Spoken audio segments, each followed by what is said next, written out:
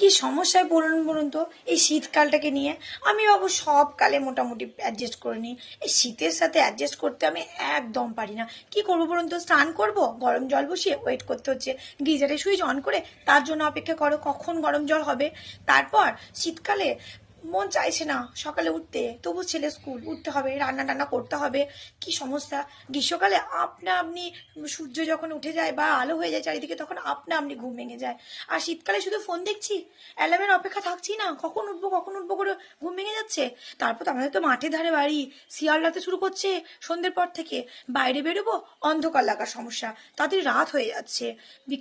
বিকাল পাচ্ছে না বাচ্চাগুলো, পেস পাচ্ছে না খেলার, স্কুল থেকে এসে একটুখানি খেয়ে চান করে ঘুমানোর পরই বিকাল কখন পেরিয়ে সন্ধে লেগে যাচ্ছে। তারপর আসছে টিউশন মাস্টার, মানে শীতকালে সবার কি হয় যা হয় জানি না।